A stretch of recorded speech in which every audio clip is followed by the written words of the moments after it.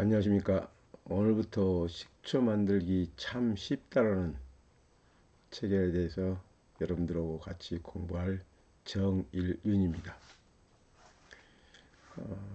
제가 이 유튜브에 이 채널을 한 2년 전에 만들어 놓았었는데 유튜브 방송을 하는 것이 맞을는지 틀리는지에 대한 어떤 확신도 쓰지 않았고, 또한 이 방송을 하는 데 있어서 기술적인 측면에 대한 것들도 공부가 물론 지금도 잘 안 되어 있습니다만은 그런 것들도 부족했고 해서 방송을 차일치 미루고 있었습니다. 그런데 제가 한국 시니어 TV의 만만한 책이라는 프로에 나가서 이 책에 대해서 특강을 한번 한 적이 있습니다. 그런데 그에 대한 조회수가 최근 들어서 부쩍 높아졌습니다. 그래서 거기에 대해서 제가 용기도 내어봤고, 또 그 동영상에 댓글로 식초 만들기 이야기는 없고 다른 이야기만 하고 가셨습니다 라는 비판적인 글도 많이 보여서 제가 그에 대한 화답의 방식으로 이 책에 대해서 설명을 하는 시간을 만들어야 되겠다라는 결심을 하게 되었습니다. 이 식초 만들기 참 쉽다라는 책을 어떻게 강의할 것인가에 대한 고민을 많이 했습니다만은 이 책을 그대로 한 페이지 한 페이지 넘어가면서 이렇게 넘어가면서 이 설명을 같이 진행하면서 이 글을 쓴 내용에 대해서 어떤 설명도 해드리고, 그렇게 글을 쓰게 된 어떤 계기도 말씀을 드리고 하는 것이 좋겠다 생각해서 그렇게 진행을 하려고 합니다. 먼저 책을 장을 넘기시면 제일 먼저 보이는 게 이제 책에 대한 머리글이죠. 그래서 이 머리글에 대한 이야기를 먼저 설명을 드리도록 하겠습니다. 이 머리말을 쓰는다는 것은 많은 분들도 저와 똑같은 생각이시겠습니다만은 그렇게 녹록치 많은 이야기는 아닙니다. 이 머리말 속에다가 내가 하고 싶은 이야기, 또 내가 이 책에 어떤 이야기를 하고 싶은지, 또 이 책을 쓰는 이유가 뭔지에 대한 이야기를 담죠. 저 역시도 책의 원고를 출판사에 넘기고 나서도 이 머리맛을 미처 완성을 시키지 못했다가 한 2차쯤 수정본을 만들 때쯤에 이 머리말을 완성했었습니다. 그래서 이 머리말을 쓴다는 것은 상당히 어려운 과제다라는 생각을 합니다. 제가 2011년경부터 발효 공부를 시작했습니다. 그 이유는 제가 시골에 와서 살겠다라는 생각을 결심을 굳히면서부터였어요. 근데 우리가 많이 시골에 와서 살겠다라고 생각을 하지만 시골에 와서 뭐라고 살래라는 거, 이에 대한 공부가 사실은 불충분한 상태로 많은 분들이 지금도 귀농이나 귀촌을 하십니다. 근데 뭐 저 역시도 그런 어떤 걱정이 되어서 이제 무슨 공부를 하고 내려가야 될까라는 생각을 하다가, 제가 작가도 아니지 않습니까? 그렇다 해서 화가도 아니잖아요. 그 시골에 가서 그림만 그리고 또 글만 쓰고 있은 사람이 아니기 때문에 이것을 어떻게 해야 될까라고 했는데, 당시에 이 발효액이라고 하는 것이 굉장히 유행을 하던 때입니다. 발효액이라고 하면 어떤 거냐면요, 어떤 재료에다가 설탕을 1대1로 넣어서 어떤 100일쯤 이걸 발효를 시킨 뒤에 그걸 건져내고 먹는 거죠. 근데 이것에 당시에는 발효액뿐만 아니라 이걸 효소액 이렇게 돼가지고 굉장히 만병통치약처럼 알려지던 때였어요. 그래서 뭐 저 역시도 세상의 시류와 똑같이 이 발효액 공부를 시작했었어요. 근데 발효액을 공부하다가 놔두었는데 어느 날 이 발효액이 달콤한 맛만 나는 게 아니라 시큼한 맛이 나기 시작하는 거예요. 저는 깜짝 놀랐어요. 우리가 시큼해졌다는 이야기는 어떤 의미가 되냐면, 시큼해진 것은 일종의 변했다라고 하는 것과 등식이 성립되죠. 그래서 이거 변한 거 아니야? 이거 버려야 되겠네 라는 생각을 했는데, 우리 발효 공부를 하다 보면 이런 말이 있습니다. 발효와 부패의 차이가 무엇입니까? 라고 했을 때 발효는 내가 먹었을 때 내 몸에 아무 문제가 일어나지 않지만 부패된 식품은 먹게 되면 배탈이 납니다. 라는 이야기죠. 그래서 이걸 버리기 전에 이 시큼함이 부패된 것인지 발효된 것인지 이걸 찾아보기 위해서 이걸 조금 맛을 봤어요. 그런데 아무런 문제가 안 생기는 거예요.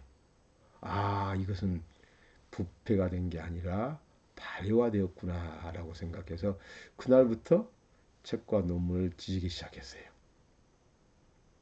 그러다가 2015년도에 제가 은퇴를 하고 이제 고창에 내려와서 조그마한 이제 발효실을 지었습니다. 그리고 이태리, 호주, 일본의 식초 농가들 그리고 여러 발효 농가들을 둘러보고 돌아보고 하면서 한 점, 두 점 모은 식초하고 식초 제품을 저희 어머님의 호인 성인당을 따서 성인당 비네거 스페이스 그래서 성인당 식초 공간을 만들었습니다. 그리고 오입장케 식초에 대한 어떤 선생 노릇도 시작했어요.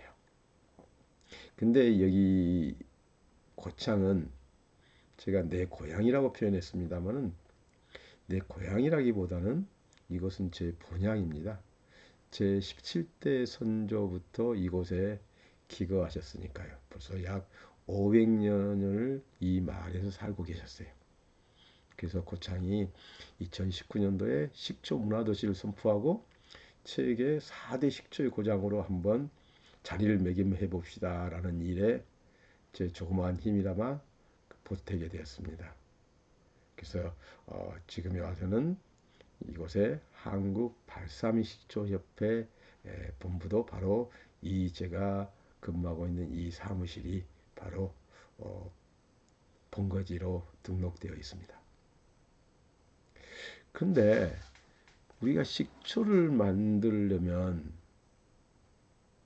굉장히 쉽다고 알고 있잖아요.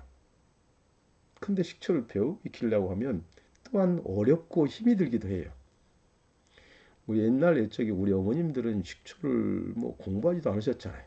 그리고 인터넷으로 정보를 얻지 않고서도 다들 잘 만드셨어요.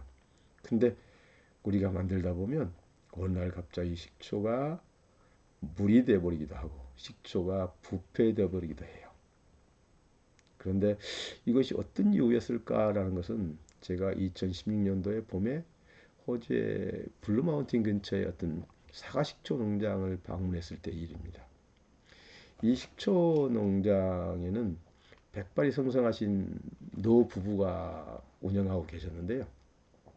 거기서 제가 이 창고 내부에 사진을 몇 장 찍어도 되겠습니까? 라고 여쭈었더니 그 백발이 성성한 할머님이 서양 특유의 몸짓으로 이렇게 어깨를 올리시잖아요. 올리시면서 no problem 하신단 말이에요. 그 제가 오히려 당황했어요. 왜냐하면 국내에서는 그렇게 사진을 찍는 것을 잘 허가하지 않거든요.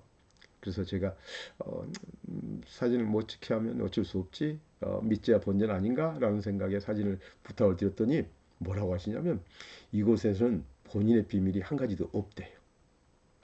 하느님의 비밀만 있답니다. 그러니까 얼마든지 사진 찍어도 괜찮대요. 자기 비밀이 아니니까. 그러면서 필요하면 냄새도 맡고 맛도 봐도 좋다 하시면서 저에게 조그마한 스포이트도 하나 주시더라고요. 그래서 저는 그 창고 안에 있는 여러 탱크들을 열어보고 맛도 보고 이렇게 하였어요. 근데 할머님이 뭐라고 말씀하셨냐면 하느님이 자연을 통해서 자기에게 만들어준 것이 식초라는 거예요. 자기는 오로지 단순히 사과를 씻고 자르고 또 다 만들어지면 걸러내는 일만 했다는 것 뿐이에요. 식초는 자연이 스스로 만든다는 거였어요. 저는 여기에서 정말 충격을 받았어요. 식초는 우리 인간이 어떤 레시피대로 차근차근 가면서 만드는 거라는 생각을 가졌으니까 그 레시피를 배우고 싶어서 안달을 했었는데 이분은 레시피가 아니라 하늘이 알아서 하는 일을 왜 간섭을 합니까? 라는 이야기였어요. 우리 보통 산에서 자라는 더덕을 캐다가 화단에다 심으면 놀랄 많게도 다음 해부터 그 더덕의 향이 잘 나지를 않습니다. 이유는 뭘까요? 자연에 놔뒀으면 향이 날 것이 인간이 손을 타는 순간에 그 향이 사라져 버린 거예요. 그렇다면 이런 원리가 어디서 왔을까요? 보통 일반 분들은 원리 그러면 굉장히 어렵게 생각하시죠.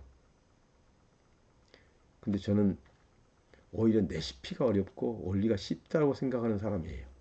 왜냐하면 레시피라고 하는 것은 기억을 해야 되잖아요. 자, 쌀과 누룩과 물을 몇 대 몇 대 몇으로 하고 며칠 있다가 어떻게 저어주고 어떻게 하고 라고 하는 것들을 제가 기억에다가 저장을 시켜야 되잖아요. 근데 원리는 생각을 상식에 준해서 생각을 따라만 가면 되는 거예요. 자, 물은 위에서 아래로 흐르죠? 그렇죠. 그러면 이렇게 따라 내려가 보세요. 물이 따라 내려가면서 높은 곳에서 낮은 곳으로 떨어지면 어떻게 되겠어요? 이런 식으로 쭉쭉쭉 따라 내려가기만 하면 되는 것이기 때문에 시간이 지나도 그 원리는 저절로 생각이 나요. 그래서 저는 레시피는 어렵지만 외워야 되는 수고가 있지만 원리는 외울 필요가 없는 아주 공부하기에 좋은 방법이다. 쉽다라는 생각을 합니다. 그리고 저는 강의를 하면서 항상 그런 말씀을 드려요. 강의는 쉽고 재밌어야 된다. 어떤 일이든지 시작할 때 재미가 없으면 오래 지속하기 굉장히 힘듭니다. 그래서 쉬워야 된다는 생각을 가지고 있습니다. 그러면 당연히 식초 만드는 것도 재미있고 쉬워야 된다라는 거죠. 처음에 식초를 만드는 것이 너무나 어려운 원리가 설명되고 어려운 레시피가 설명되고 어려운 방법들이 소개가 되기 시작하면 사람들은 만들다가 지쳐버리죠. 그리고 식초를 만드는 것을 포기하게 될 겁니다. 그래서 식초를 만드는 것도 쉽게 설명이 돼야 된다. 그럼 그것을 우리는 우선 명품을 만드는 것이 중요한 게 아니라 식초를 만들어내는 것에 대해서 재미를 느낄 수 있게끔 해줘야 된다라는 생각을 가집니다. 발효는 무엇일까요? 발효 원리는 미생물이 하는 거잖아요. 그러면 우리는 미생물에 사는 방식만을 이해하면 되잖아요. 이 친구들이 무엇을 좋아하고 무엇을 싫어하는지를 알면 돼요. 근데 여기서 중요한 게 뭐냐면 무엇을 싫어하는지를 아는 것이 더 중요한 일입니다. 사람이 사는 방법도 똑같죠. 어떤 사람이 좋아하는 것을 해주려고 하는 것 말고요. 그 사람이 싫어하는 일을 안 하는 것이 아마도 더 사랑받는 일일 거예요. 제가 2016년도에 힐링 식초라는 책을 박봉순 선생님과 함께 펴냈는데요. 당시 이 책은 식초를 먹었을 때 내 몸에 들어와서 어떤 식의 반응을 일으키고 하는 그 원리를 내 몸 안에서 일어나는 원리 중심으로 지어진 책이었습니다. 그러다 보니까 만드는 부분에 대해서 설명이 미흡했다는 생각이 들어서 제가 5년 만에 2011년도에 이 책을 다시 펴내게 됐어요. 근데 저는 공부의 시작을 어디로 보느냐 하면요. 용어를 찾아보는 것이다 라는 생각을 갖고 있어요. 제가 시니어TV의 만만한 책에서 특강을 할 때 이 어원에 대해서 설명을 했더니 어느 분이 댓글로 어원은 들을 것 없고 만드는 이야기를 해달라라는 이야기를 댓글로 써놓으셨더라고요. 근데 저는 어원을 알면 바로 식초를 만드는 방법이 그 속에 들어있다라는 생각이에요. 그래서 어원을 정확히 이해만 하신다면 여러분들은 식초 만드는 것을 반은 배우시게 되는 거예요. 그래서 왜 식초라는 글자를 식초라고 부르는지 또 왜 식초라는 글자가 그렇게 만들어졌는지 씨앗이 되는 식초는 어떻게 배양하고 식초를 만들 때 왜 저어주고 왜 가만 놔둬야 하는 등등 바로 올려오고 또 10년의 후에 우리에게 다가올 식초는 어떤 식초일 것인가에 대해서 이 책에 제가 개설을 해 놓았습니다. 필자가 강의 중에 꼭 던지는 질문이 있습니다. 20년간 된장을 만드신 명인이 있다고 하셨을 때 그 명인은 과연 몇 번이나 된장을 담으셨을까요? 아마도 많아야 20번이겠죠. 왜냐하면 매주는 1년에 한 번씩밖에 띄우지 못하잖아요. 그러니까 아마도 20년 명의는 20번 담았으면 많이 담으셨겠죠. 어느 인간은 집안에 어떤 우환이 있어서 못 담으셨다든가 어떤 사고로 못 담으셨다든가 할 수도 있잖아요. 그러니까 많아야 20번인 거죠. 그렇다면 여러분들이 식초 장인이 되려면 어떻게 하시면 되겠어요? 식초를 20번만 담아 보시면 된다는 생각이에요. 물론 20번 숫자가 중요한 건 아니겠죠. 근데 우리가 식초를 20번 담는 일은 얼마나 걸릴까요? 된장은 1년에 한 번 담게 되지만 식초는 여러분들이 마음만 먹게 된다면 일주일에 한 번씩이라도 담으실 수 있겠죠. 그럼 20번을 담는 때까지 걸리는 기간이 아마도 6개월이 채 걸리지 않을 겁니다. 이 말씀은 어떤 말씀이냐면 식초라든가 발효라는 것은 우리가 머리로 배우는 것이 아니라 몸으로 배우면서 터득하는 것이다 라는 것이죠. 식초를 많이 만들어 보시라는 이야기는 곧 몸으로 배우라는 이야기잖아요. 그러다 보면 지난번에 만들었을 때와 이번에 만들었을 때 어떤 차이가 나오겠죠. 그러다 보니까 그 답을 찾기 너무 어렵다 생각하고 포기를 해버리게 되면 그분은 실패를 하는 거죠. 어느 자동차 회사에 가면 이런 문구가 써져 있는 곳이 있습니다. 우리 회사는 창사 이래 한 번도 실패를 한 적이 없습니다 라고요. 제가요, 아니 얼마 전에도 폭발 사고 있었잖아요. 그게 실패가 아니고 무엇입니까 했더니 그 안내하시는 분이 이렇게 대답하셨어요. 예, 맞습니다. 그 엔진 공장이 폭발로 인해서 여러 손실을 입었습니다. 그런데 저희들은 실패한 것이 아닙니다. 실패란 것은 그걸로 인해 가지고 저희들이 그 연구를 중단했으면 실패죠. 그러나 저희들은 다시 연구를 시작했습니다. 언제까지 할 거냐고요? 성공할 때까지 할 것입니다. 그런 정신을 가지고 있기 때문에 저희 회사는 한 번도 실패한 적이 없습니다 라고 이야기를 하셨어요. 실패는 성공의 어머니라는 이야기, 아주 평범한 이야기 같죠?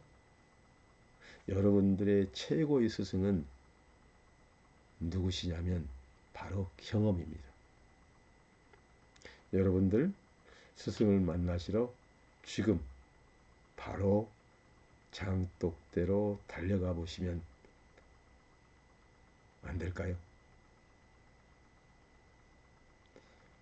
여러분들 오늘 여기까지가 제가 이 책을 쓰게 된 어떤 이야기를 적어놓은 머리글이었습니다. 그래서 다음 시간부터는 제가 말씀을 드린 대로 이 책의 목차에 대한 설명들도 드리고요. 그래서 어떤 내용을 제가 가지고 이 책을 기술했는지 설명을 드리고 시작하도록 하겠습니다. 오늘 첫 번째 이제 시간인 탓에 제가 많은 부분이 조금 익숙지를 않습니다. 여기에 있는 어떤 간단한 장비지만 이 장비를 통해서 녹화를 하고 하는 일들이 그렇게 썩 쉽지만 않습니다. 그래서 조금은 제가 자연스럽지 못하고 경직된 모습도 있습니다만은 앞으로 저와 함께 식초 만들기 참 쉽다 라는 책을 같이 공부해 나가도록 하겠습니다. 같이 끝까지 시청해 주신 여러분들께 감사드립니다. 수고하셨습니다.